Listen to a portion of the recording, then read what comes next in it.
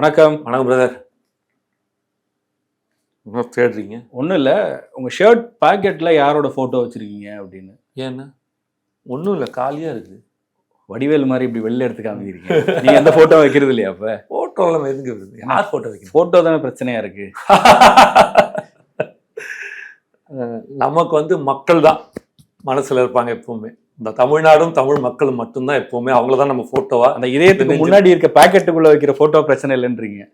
இதயத்துக்குள்ளே என்ன இருக்கிறது தான் முக்கியம். அந்த இதயத்தோட வெளிப்பாடு தான் முகத்தில். அகத்தின் அழகு முகத்தில் தெரியும் சொல்கிற மாதிரி அந்த இதயத்தின் வெளிப்பாடாக நீங்கள் எப்போ எங்கே உடம்பு ஃபுல்லாமல் அதுக்காக வந்து ஆஞ்சநேயரில் பாடுறா நெஞ்சை கிழிச்சு காட்டுறா ராமர் மாதிரின்ட்டுன்னு. பட் மக்கள் தான் நம்மளோட முகம், மக்கள் தான் நமக்கு எல்லாமே. இந்த தமிழ்நாடு, இந்த தமிழ் மக்கள் தான். அதான் தமிழ்நாடு இளைஞர் கட்சின்னு பேர் கூட வச்சுருக்கிறோம். ஸோ அதுதான் நம்மளோட எப்போவுமே அடையாளமாக இந்த மனசில் பிரதிபலிச்சுட்டே இருக்கும் ஒரு ஃபோட்டோவாக வெளியில். உங்கள் பாக்கெட்டில் எந்த ஃபோட்டோவும் இல்லை, பிரச்சனை இல்லை. ஆனால் இப்போது செங்கோட்டையன் ஜெயலலிதா ஃபோட்டோவோட வந்தார், முதல் நாள் வந்தார், அதுக்கு அவரே விளக்கமும் கொடுத்துட்டாரு. நமக்கு அது கேள்வி இல்லை. இப்போ ஒரு ஃபோட்டோ வந்திருக்கு பார்த்தீங்களா? இது வந்து செங்கோட்டையன் அவர்கள் அவருடைய ட்விட்டரில் போட்டிருக்க ஃபோட்டோ. கார்த்திகை தீப நல் வாழ்த்துக்கள் அப்படின்னு சொல்லி இந்த ஃபோட்டோ போட்டிருக்காரு. இதை பார்த்துருங்க முதல்ல.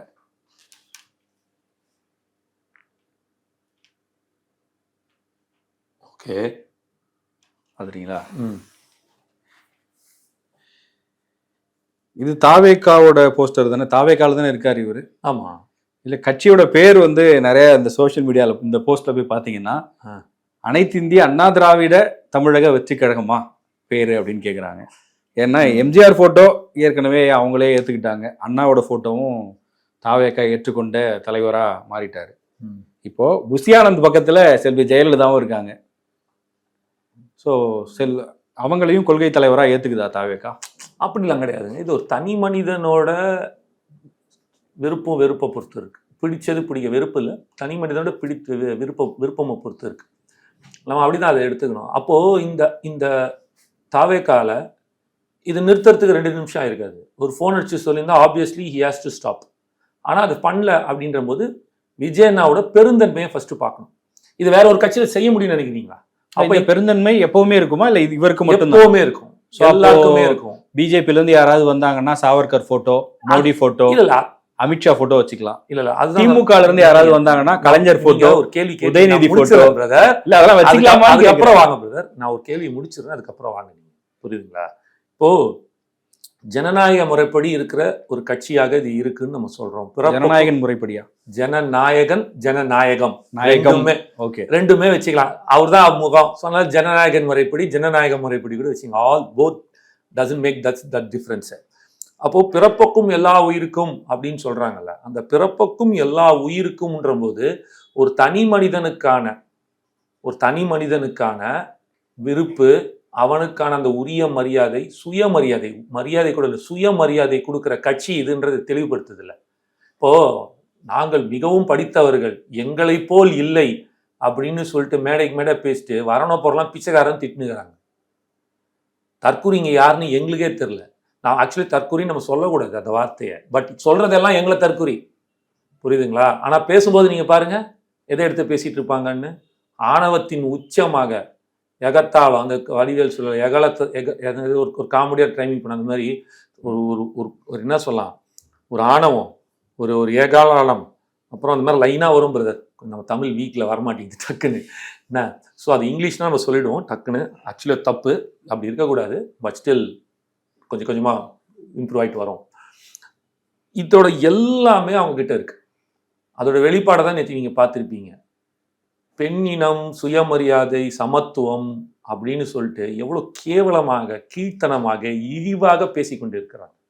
அதெல்லாம் நம்ம பார்க்கணும். அப்போ இங்கே he needs some time. யாரை சொல்கிறீங்க? உங்களுக்கே தெரியும் யாரை சொல்கிறேன்னு. அடுத்த கேள்வி அதை தான் நீங்கள் கேட்க போகிறீங்கன்னு தெரியும். அப்போ வரும்போது அதை நான் விளக்குறேன் இன்னும் தெளிவாக. RS பாரதி பேசினார், அதை சொல்கிறீங்களா? ஆமாம், ஓகே.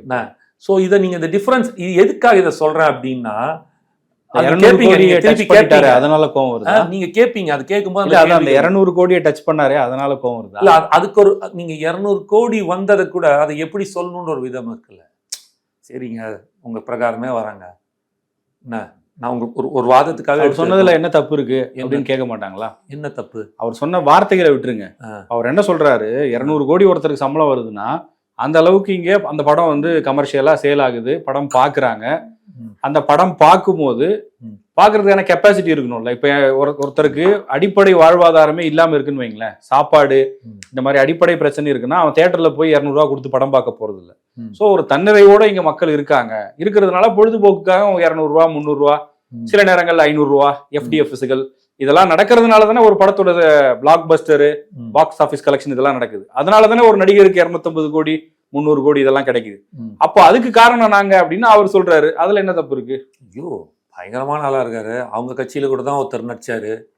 இவரோட மொத்த சம்பளத்தை சேர்த்தா கூட அவரோட மொத்த கலெக்ஷன், இவரோட ஒரு படத்தோட சம்பளத்தை சேர்த்தா கூட அவரோட அவர் நடிச்ச மொத்த படத்தோட கலெக்ஷன் இருக்காது. அப்போ பிச்சை சரியா போடல அப்படி வச்சுப்போமா? இந்த வாணா விடுங்க, நம்ம ஏதாவது சொல்லிட போறேன், டக்கு வாயில் ஏதாவது வந்துட போகுது, அவங்க தான் கேவலமா பேசுறாங்கன்னா நம்ம அப்படி பேசணுன்ற அவசியம் இல்லை. கொஞ்ச நாள் முன்னாடி இப்படி தான் பேசினார். சரி, இப்போ நீங்கள் ஊடக பத்திரிகையாளராக இருக்கீங்க, இது எப்படி தெரியும்ல? திமுக போட்ட பிச்சை ஞாபகம் வச்சுக்கிங்க, நாலுலேருந்து இப்படி வரும் பாருங்க.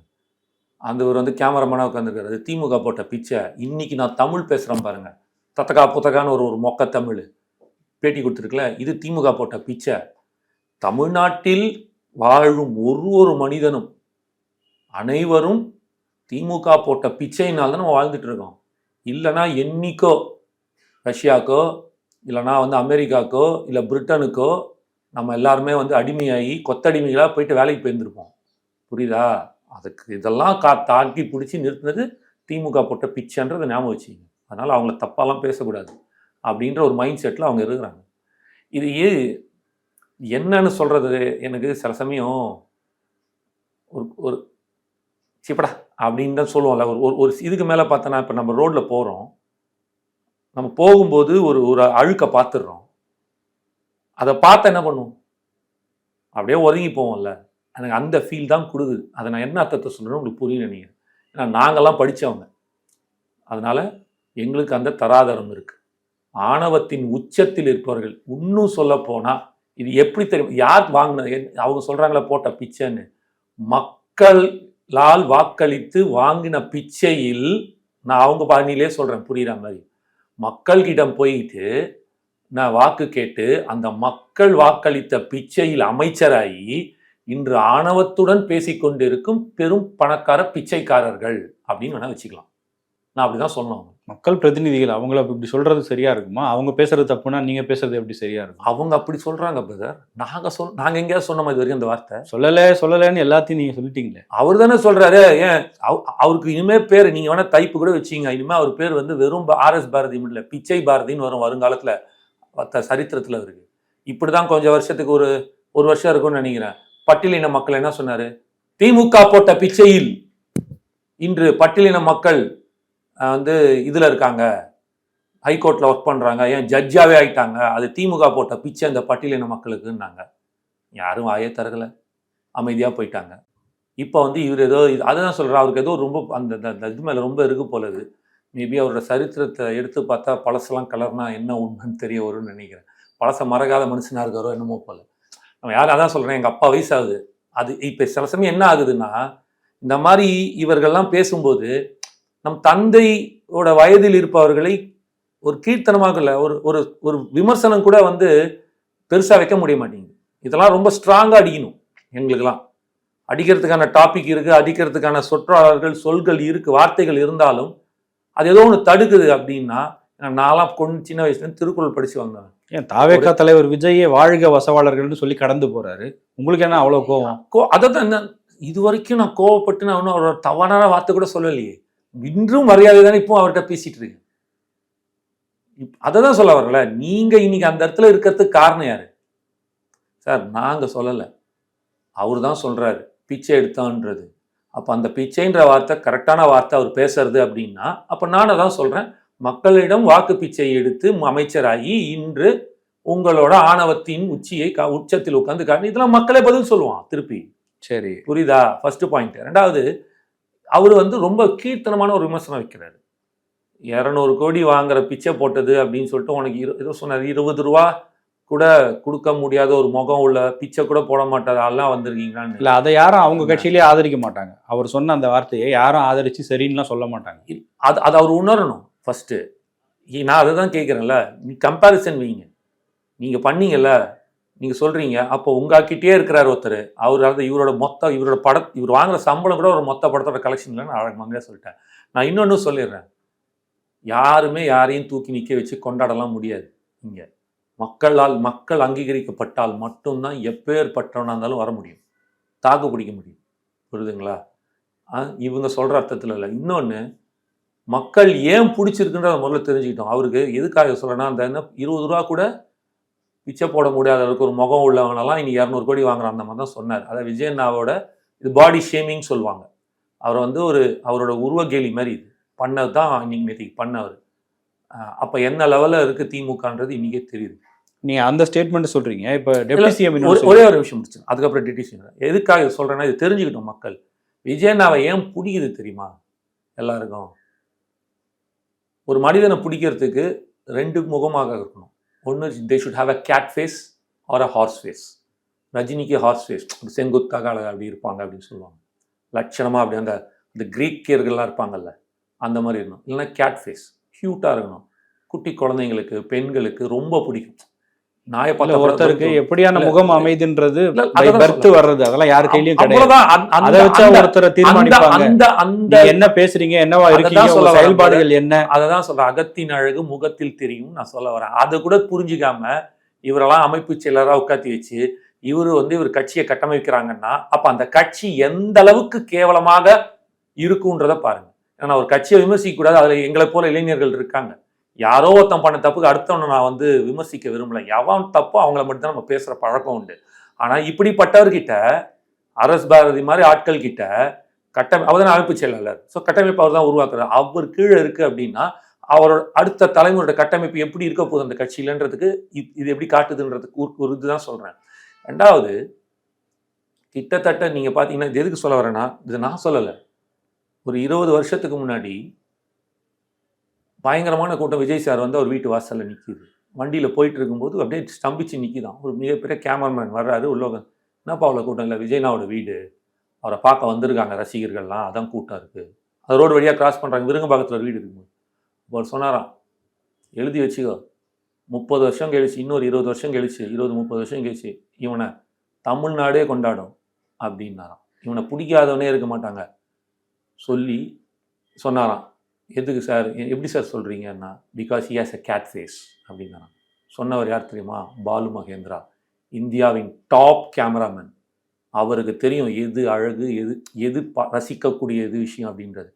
அதனால் என்னன்னா, எதனால் சொல்கிறேன்னா, எதிரிக்கும் பிடிக்கும் ஒரு மனிதனாக இருக்கக்கூடிய விஜய் அண்ணாவை பார்த்து இவ்வளோ கீர்த்தனமாக நீங்கள் பேசுகிறீங்க அப்படின்னா உங்களை நான் என்னன்னு சொல்கிறதுன்னு எனக்கு புரியல.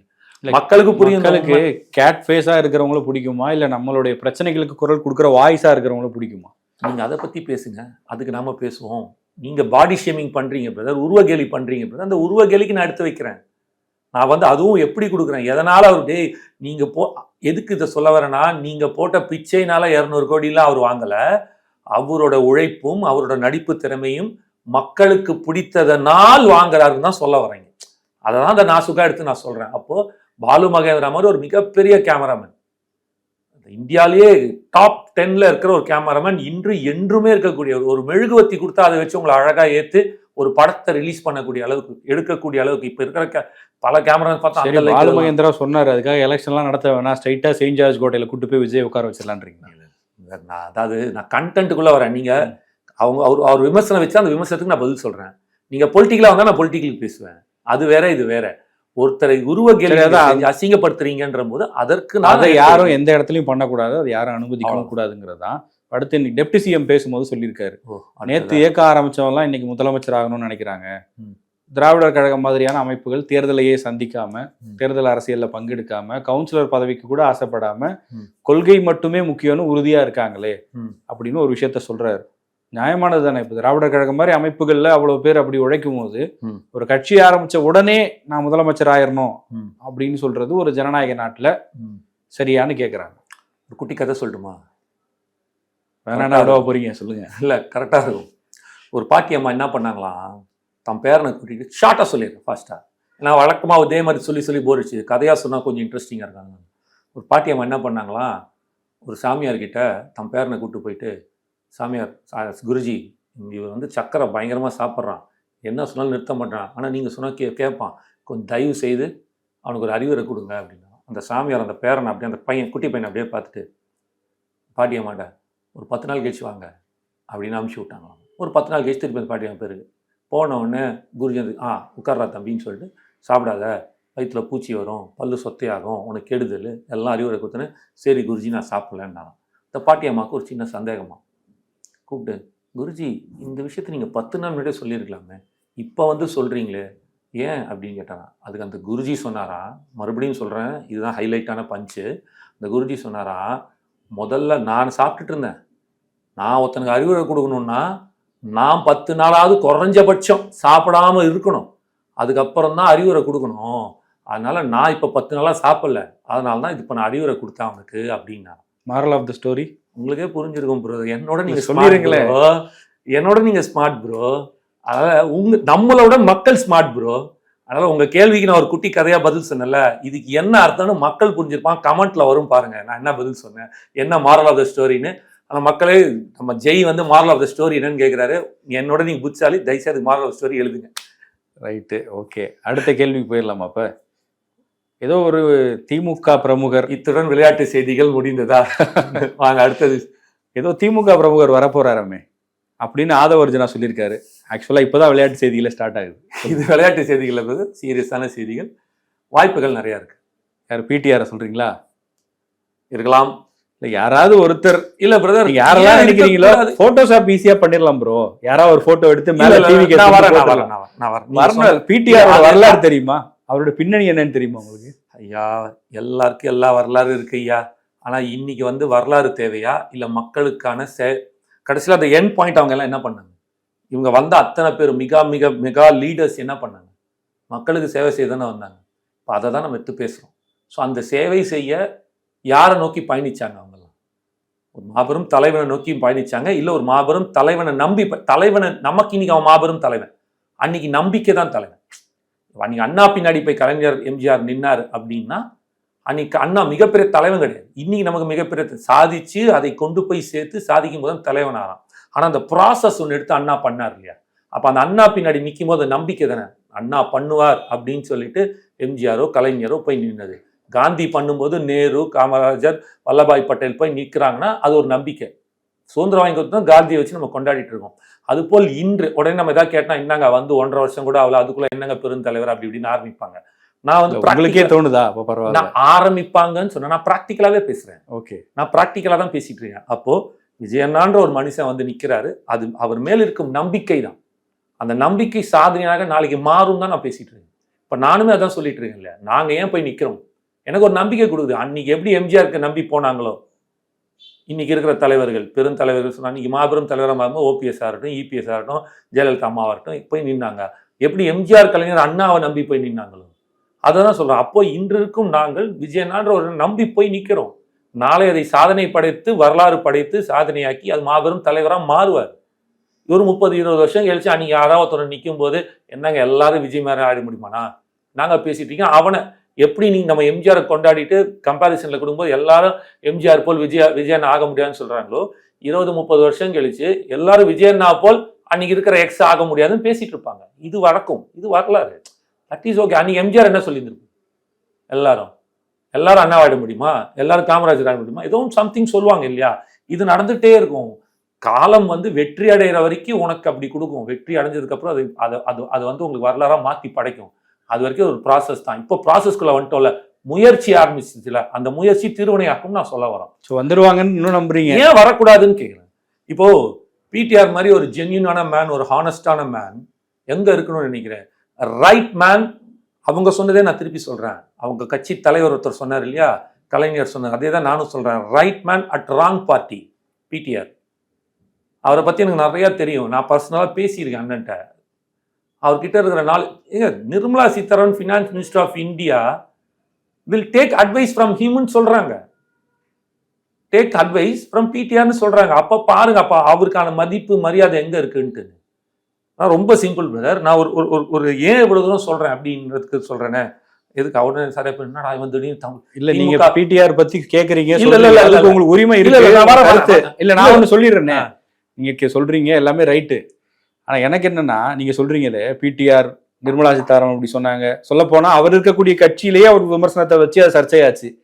அப்படிப்பட்ட பிடிஆர் புசி ஆனந்த் வாழ்கன்னு வந்து சொல்லுவார்னு நினைக்கிறீங்களா? எங்க யாரு புசி ஆனந்த் வாழ்கன்னு சொன்னாரு? நேத்து இவரு வந்திருக்காரு, ஆதவ அர்ஜுனா வந்தாரு.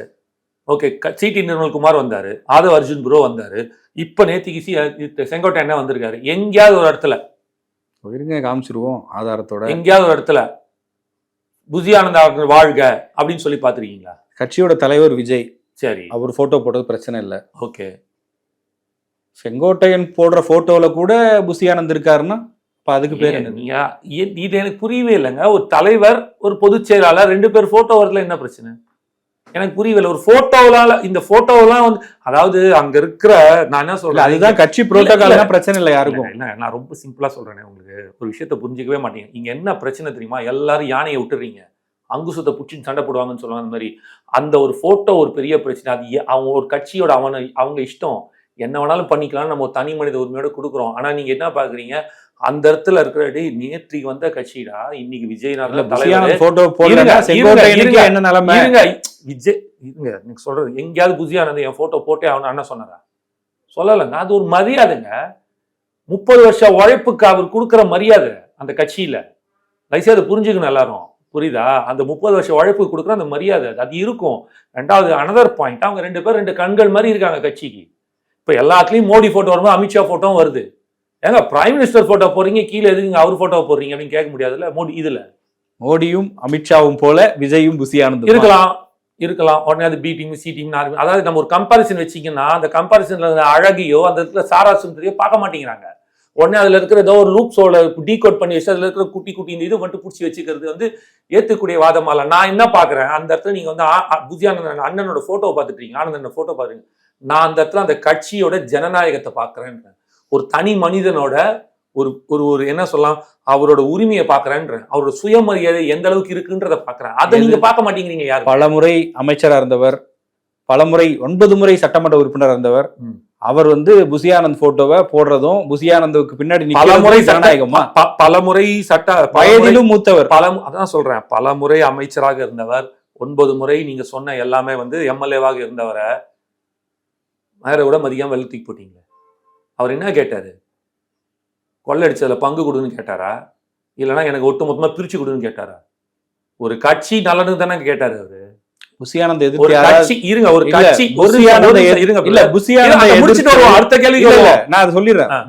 எதிர்த்து யாராவது ஒரு வார்த்தை பேசிட்டு இந்த கட்சிக்குள்ள இருக்க முடியுமா? பனையூர் ஆபீஸ்க்குள்ள போக முடியுமா?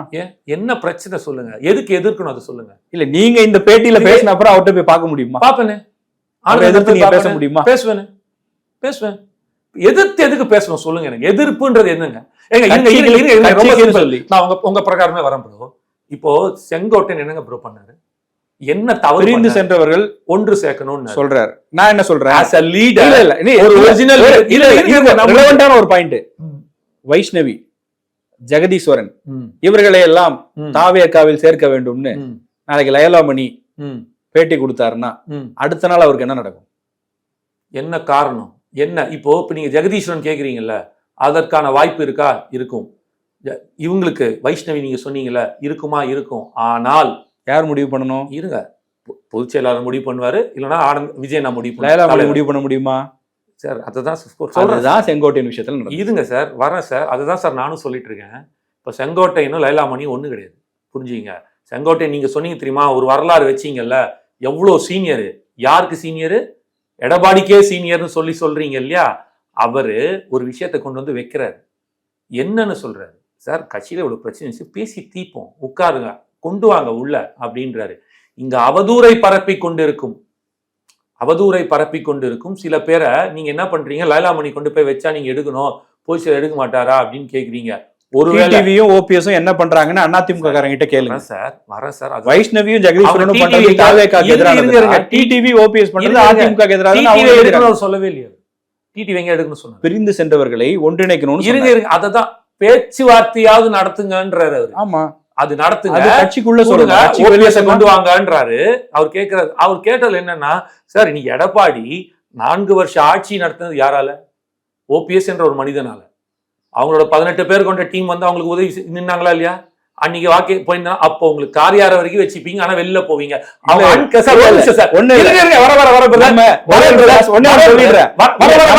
அனந்தஜித் ப்ரோ இருக்காரு ப்ரோ, அவர் ஒண்ணு சொல்லி இருப்பாரு, டீயை விட கப்பு சூடா இருக்குன்னு. அது மாதிரி இருக்கு நீங்க சொல்றது.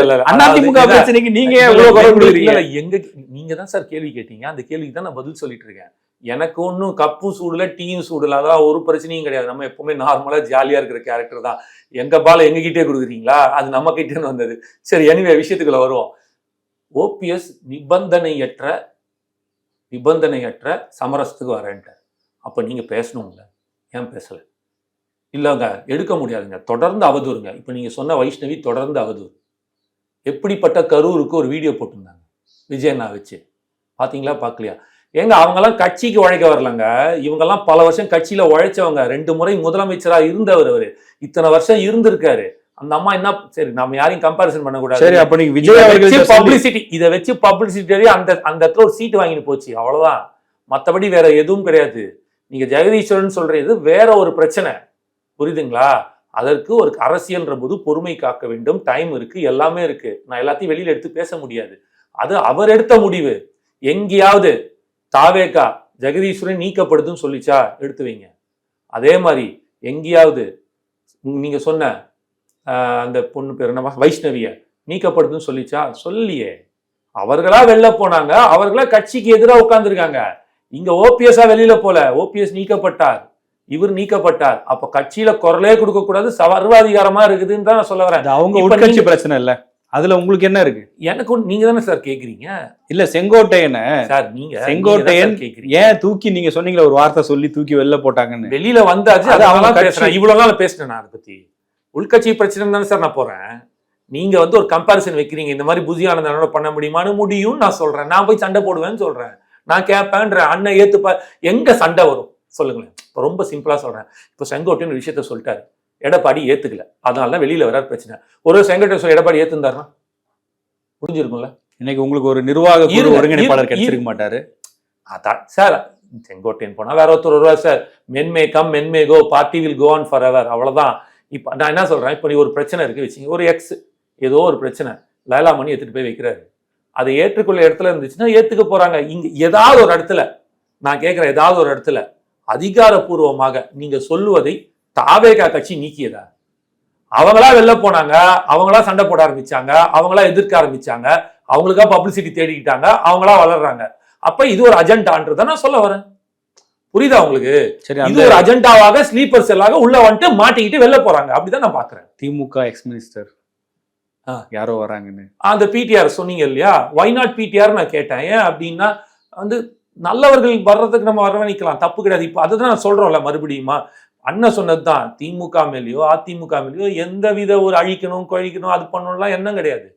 சிஸ்டம் சரியில்லை, அந்த சிஸ்டத்தை மாற்றுறதுக்கு நாங்க வரோம்னு சொல்றாங்க. நல்லவர்கள் இருந்து பிடிஆர் வந்தாங்கன்னா ஏத்துப்பாங்கன்ற. ஏன் ஏத்துக்கணுன்றதுக்கு நான் சொல்றேனே. இப்ப யாரு வேணாலும் திமுக இருந்து உதயநிதி போட்டோவோட இல்ல ஸ்டாலின் அவர்கள் போட்டோவோட வந்தாலும் ஏத்துப்பீங்களா? இப்போ அதுல போட்டிருக்கிற போட்டோ யாரோட போட்டோ? அப்ப அவர் எடப்பாடி போட்டோ வச்சுட்டு வந்தாரா, ஓபிஎஸ் போட்டோ வச்சுட்டு வந்தாரா? இல்ல ப்ரோ, அவங்க லெஜெண்டரி ஐகான், இறந்துட்டாங்க. அந்த ஒரு மரியாதைக்கும் விசுவாசத்துக்கு அவர் செய்யறாரு. அவரோட குருநாதர் மாதிரி அண்ணாவும் எம்ஜிஆர்லாம் ஒரு குருநாதர் மாதிரி வந்துட்டு ஒரு மென்டார். அம்மா விசுவாசி, அதுக்காக போட்டாங்க, அவ்வளவுதான். You cannot change in single day. He will change. அவர் வேணும் போது மாற்றுவார், அவருக்கே தெரிய வரும். நம்மளால ஒரு விமர்சனம் வர வேணாம், நம்ம வீட்டில் வரைக்கும் வச்சுப்போம், வெளியில வேணான்றது மாறும் கொஞ்சம் கொஞ்சமா. It will take some time.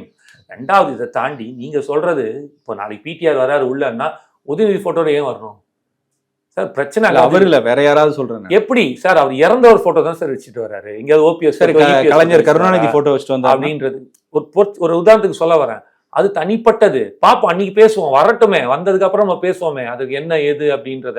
ஆனா அந்த தனி மனித சுதந்திரத்தை இந்த கட்சி கொடுக்குதுன்றத பாருங்கன்னு தான் சொல்ல வரேன். நீங்க அதை தான் சொல்றல, உங்களுக்கு போட்டோ பெருசா தெரியுது, ஆனா அந்த கட்சியில் சொல்லக்கூடிய கொள்கைகள் எப்படி இருக்குன்னு சொல்ல வரேன். 2 கம்பாரிசன் கொடுக்குறேன். ஒரு தனி மனிதனா வரும் சார். எவ்வளவு நேரம் சார் ஆக போகுது சார்? எங்க கட்சிக்குள்ள வந்துட்டீங்க, எங்களை மட்டும் கடைபிடிங்க, அது வேணாம். திமுக அதிமுக கடைபிடிக்க முடியுமா? அதிமுக திமுக கடைபிடிக்க முடியுமா? முடியாது. ஆனா இங்க பண்ண முடியுன்ற போது அதை அவர் செய்யக்கூடிய இடத்துல இருக்காருன்னா அந்த பெருந்தன்மையை பாருங்கன்னு தான் சொல்ல வரேன். அப்போ ஒரு தலைவன் பார்க்கதானே போறோம். பாருங்க, ஒரு தலைவன் தனக்கு மட்டும்தான் இந்த சுதி பாடிக்கிட்டு அடுத்தவன் துதி பாடிக்கிட்டு அடுத்தவன் புகழாரம் பாடுறதா இல்லாம தனி மனிதனுக்கான சுயமரியாதையை கொடுக்கிறாருன்னு சொல்ல வரேன். he will change, he has to change. புரியுதுங்களா? இது ரொம்ப நாள் போகக்கூடாது, போகவும் முடியாது. அது வந்து பல பிரச்சனைகளை கொண்டு போய் சேர்க்கும். நீங்க சொன்னீங்க தெரியுமா, இதெல்லாம் வரத்துக்கான வாய்ப்புகள் நிறைய வரும். ஏன்னா கொள்கை எதிரி இருக்கு, கூட்டணி அரசியல் எதிரி இருக்கு, பல இதை நம்ம ஸ்டாண்ட் எடுத்திருப்போம். அப்ப அன்னைக்கு அந்த கட்சி தலைவர் வேற ஸ்டாண்ட் எடுத்திருப்பாரு. அந்த போட்டோ வச்சோம் அப்படின்னா அது வேற ஏதாவது குழப்பங்கள் வரும். இதெல்லாம் இருக்கு. But still it has to change. அது நம்ம கொடுத்துடுறோம். உனக்கான மரியாதையே, உனக்கான அந்த ரெஸ்பெக்டை நான் கொடுத்துட்டோம். ஆனா நீ உணர்ந்து மாறிக்கணும் அப்படின்னு சொல்ற பாயிண்ட் தான் நான் வைக்கிறேன். ஆனால் செங்கோட்டையன் வாண்டடாலாம் செய்யறேன்னு நான் பார்க்கல. அதை வரும் காலங்களில் அவர் மாற்றுவார்னு நான் நம்புறேன். அதை நீங்க கேட்க பிடிஆர் கேட்கும்போது அதுதான் நானும் சொல்றேன். பிடிஆர் நாளைக்கு எதுக்காக பிடிஆர் எடுக்கிறோம், எதுக்காக வந்து அறவைப்பானாக நான் நம்புறேன். இது என் தனிப்பட்ட கருத்து.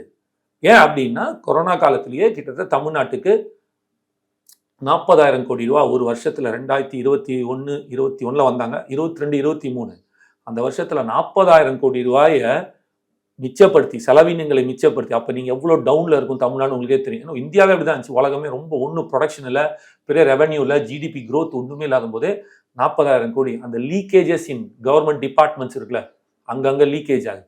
அதை மிச்சப்படுத்தி 1340 கோடி ரூபாய் ஒரு வருடத்துக்கான வட்டியை மிச்சம் பண்ணி கொடுத்த மனுஷன். அப்போ அவரோட நேர்மைக்கும் அவர் தகுதிக்கும் பாராட்டு கொடுக்கணும்னா அவரை தான் நீங்கள் சொன்னீங்க தெரியுமா, இந்த திராவிட கழகம் எப்படிப்பட்டது, எங்கேருந்து வந்துச்சு தெரியுமா, எப்படி ஒரு அடிப்படையான ஒரு தகுதியும் ஒரு சமத்துவமும் இருந்துச்சுன்னு அவருக்கு தான் ஒருத்தர் சொன்னார்ல, அந்த பதவி அவருக்கு தான் நியாயமா கொடுக்கணும். Extraordinary performance. ₹1 கூட காசு கொடுக்காம ஜெயிச்ச மனுஷன்.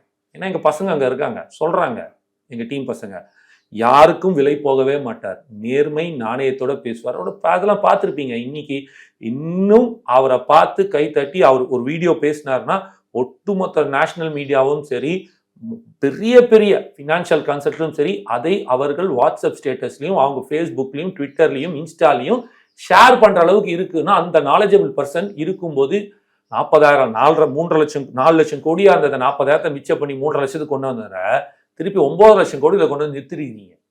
அப்போ உங்க லட்சணம் என்னன்னு இதுலயே காட்டுது. புரியுதா? அதனால சமத்துவம், சம உரிமைலாம் இதுல வெறும் வாயில வட சொல்ற கோஷ்டி. நாங்க என்ன சொல்றோம், சொல்லல செயல். இதுவே உங்களுக்கு காட்டுதுன்னு நாங்க சொல்றோம். அதனால வரும் காலங்கள் நிச்சயமாக வருவார்கள். மறுபடியும் ஊழலை ஒழிக்கிறேன்றீங்க, இவங்கெல்லாம் கொண்டு வரீங்கன்னா பிடிஆர் மாதிரி ஒரு ஊழல் கிடையாது. ஒரு right man at the wrong party. நான் ஃபர்ஸ்டே சொல்லிட்டீங்க. இவ்வளவு எலிவேஷன் நீங்களே பிடிஆருக்கு கொடுத்துட்டீங்க. இல்ல அதுதான் அவர் வந்து இருங்க, அப்ப நீங்க சேர்ந்து ஜனநாயகன் படத்துக்கு பிளாஸ்ட் ட்வீட் போடுவார்னு நீங்க நினைக்கிறீங்களா? இப்ப அருண்ராஜ் உள்ள வந்திருக்காரு, அவர் என்ன பிளாஸ்ட் ட்வீட் போடுறாரா? வரட்டும், ட்ரெய்லர் வந்தாலும் தெரியும். 1ஆம் தேதி வருதான். இப்ப செங்கோட்டையன் போட போறாரா, இல்ல ஃபர்ஸ்ட் ஷோ போயிட்டு பசங்க சார், அது வேற கூட்டம் சார், அது ரசிகர்கள் கூட்டம் வேற, அது என்டர்டெயின்மெண்ட் கூட்டம் வேற. இப்ப நான் போயிட்டு நான் கூட தான் அண்ணன் ஆதரிச்சிட்டு இருக்கேன், நான் முதல் நாள் போயிட்டு பாலாபிஷேகமா பண்ண போறேன்? யாருமே பண்ண போறது இல்ல. FDFSலாம் போக மாட்டீங்க. படம் பார்ப்போம், அது என்டர்டெயின்மெண்ட் சம்திங் டிஃப்ரெண்ட், அது வேற சார். நான் என்ன கேட்கிறேன், சும்மா ஏதோ சினிமாவே யாருமே பார்க்காத மாதிரியும் அப்படியே நடிகனை தற்குறி துப்பிட்டு கருதுறீங்க. 10 நாள் இழுத்து மூடுங்க சார். ஒருத்தன் ஒரு பாட்டு கேட்க கூடாது, ஒருத்தன் ஒரு சினிமா பார்க்க கூடாது, எதுவுமே இருக்காது, மூடி பாருங்களேன். அவன் வெறி பிடிச்சி அரைஞ்சி பைத்தியமாயி கொலைன்னு போயிடுவானுங்க. சரிங்களா? அந்த ஸ்ட்ரெஸ்ஸை மனிதனோட ஸ்ட்ரெஸ்ஸை மனிதன் பண்றது ஒரு என்டர்டெயின்மெண்ட் கொடுக்குது. அதை நம்ம அக்செப்ட் பண்ணிட்டோம். 2026 இருந்து பல பேர் இருக்காங்க, அவங்க வருவாங்க சார். நான் ஒன்னும் விஜயன்னா வச்சு நான் சொல்லலை, சினிமான்ற கலையை வச்சு நான் பேசிட்டு இருக்கேன். அது கலை, மியூசிக் எல்லாமே நான் ஊடகத்தையும் சேர்த்து தான் அதுக்குள்ள கொண்டு வரேன். புரியுதுங்களா? ஒரு ஊடகம் ஏதோ ஒரு தன்னோட லைஃப் ஸ்டைல சில ஆடட் வேல்யூஸ் இருக்கு இல்லையா, தன்னை மெருகேற்றி கொண்டு போறதுக்கு, அதுக்கு தான் நான் சேர்த்து சொல்றேன். நீங்க பேசாதீங்க, நாங்களும் பேசல, நீங்களும் பேசல, சினிமாக்கள் நடிக்கல, எதுவுமே கிடையாது. Everything is stand still. உன் வேலையை பாரு, சாப்பிடு, தூங்கும், வேலையை பாரு, போ அப்படின்னு நீங்க சும்மா ஒரு 10 நாள் விட்டு பாருங்க என்ன நடக்கும்ட்டு. விர்ச்சுவல் வாரியர்ஸ்க்கு தான் ரொம்ப கஷ்டம். இப்போ உங்களுக்கு ஃபயர் விடுவாங்க, என்ன திட்டுவாங்க கமெண்ட்ஸ். இல்ல சொல்ல வரேன், அப்போ நீங்க அடிப்படையாக ஒரு மனிதனோட சைக்கிள், அதாவது லைஃப் சைக்கிள்னால சில இது இருக்கு, அதை நாம் பூர்த்தி செய்யறதுக்கு அது ஒரு அட்வான்டேஜா மாறுது.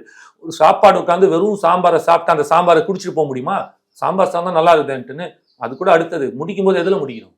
ஒரு பாயசத்தை குடிச்சுக்கணும். அது மாதிரி நான் ஃபுல் டே ஒர்க் பண்ணிட்டு வரான், ஈவினிங் 7 மணிக்கு வந்து என்ன பண்றான், 7லேருந்து 8 நியூஸ் பார்க்குறான், 9 மணி வரைக்கும், 9 மணி டின்னர் சாப்பிடும்போது பாட்டை போட்டு விடுறான், அழகா கொஞ்ச நேரம் பாட்டை ரசிக்கிறான், ஒரு டிராமா பார்க்குறான், ஏதோ ஒன்று ஒவ்வொருத்தனுக்கு ஒன்று பிடிக்கும் பார்க்குறான், போயிட்டு நிம்மதியாக தூக்குறான், மறுநாள்லேருந்து வேலைக்கு போகிறான். அது இல்லைன்னா எப்படி இருக்கும்?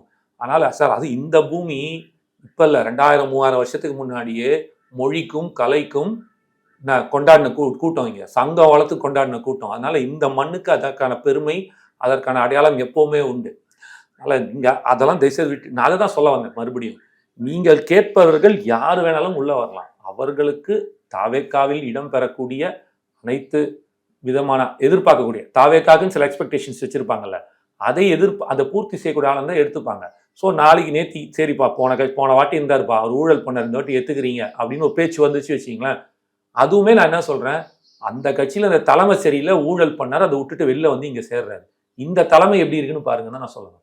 இப்படிதான் நம்ம பார்க்கணும், இப்படிதான் நம்ம எடுக்கணும். அதை விட்டுட்டு எல்லாத்துக்குள்ளேயும் போய் போய் போய் போய் நோண்டிக்கிட்டே இருக்க முடியாது. எந்த மனிதனும் 100% தவறானவனும் கிடையாது, 100% சரியானவனும் கிடையாது. கடவுளே இல்லை சார். படைக்கிற கடவுளே சில பேரை வந்து மாற்றுத்திறனாளியாக தான் படைக்கிறான். அப்ப கடவுள் சரின்னு சொல்லலாமா? நீ இந்த கடவுள் தானே, ஏன் அப்படி படைச்சுன்னு கேட்க முடியுமா? அவராலே முடியல. சரியா, நம்மளாம் சாதாரண மனுஷன்.